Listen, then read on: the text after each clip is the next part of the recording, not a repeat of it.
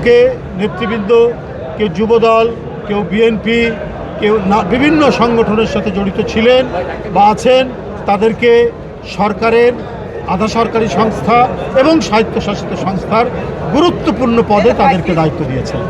এরা একসময় আমি যখন ছাত্র রাজনীতি করি বা ওদের নেতা, ওদের বড় ভাই ছিলাম, আমি ওদেরকে চেনে, এরা অত্যন্ত ন্যায় নিষ্ঠার সাথে দায়িত্ব পালন করবে, এটা আমি আপনাদের সামনে বলতে পারি।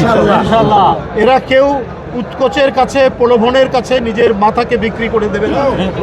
এখানে যারা দাঁড়িয়ে আছে এদের সবাইকে আমি জানি এবং চিনি।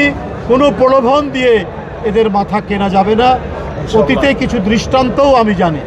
তো এই কথাটুকু আজকে মিডিয়ার মাধ্যমে দেশবাসীকে আমি জানালাম। আমরা ধন্যবাদ জানাই এদেশের প্রধানমন্ত্রী, বিএনপির চেয়ারম্যান জনাব তারেক রহমানকে।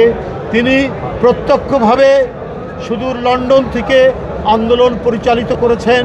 রাজপথের উপস্থিতি কারা কারা আছে সেটা তিনি অবহিত করেছেন। কার কীরকম নেতৃত্ব রয়েছে সেটা তিনি জানেন এবং সেই অনুযায়ী তিনি মূল্যায়ন করছেন, বিভিন্ন পদে দিচ্ছেন।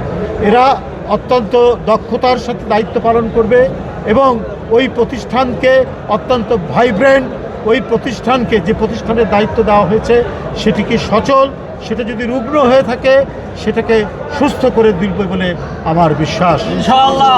বন্ধুরা আমার, আপনারা জানেন এই 4 মাসের মধ্যেই বিএনপি চেয়ারম্যান, এদেশের প্রধানমন্ত্রী জনাব তারেক রহমান সমাজ কল্যাণে, সমাজের উন্নয়নে অনেকগুলো পদক্ষেপ নিয়েছেন। সবাই জানেন ফ্যামিলি কার্ড, কৃষক কার্ড, এমনকি হেলথ কার্ড করারও অঙ্গীকার তিনি করেছেন।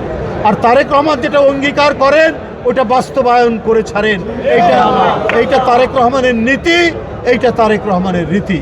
বলেছেন খাল কাটবেন, তিনি প্রধানমন্ত্রী হওয়ার 3-4 দিনের মধ্যে থেকেই তিনি সেই কর্মসূচিটি নিয়েছেন। বন্ধুরা আমার, তিনি $1 ট্রিলিয়ন, $1 ট্রিলিয়ন ইকোনমির কথা ঘোষণা করেছেন। বিদেশি উদ্যোক্তাদেরকে সেখানে অংশগ্রহণ করার কথা বলেছেন। সেখানে মূল অবজেক্টিভ, মূল লক্ষ্য সেটা হচ্ছে তারুণ্যের শক্তিকে ব্যবহার করা। এই যে 1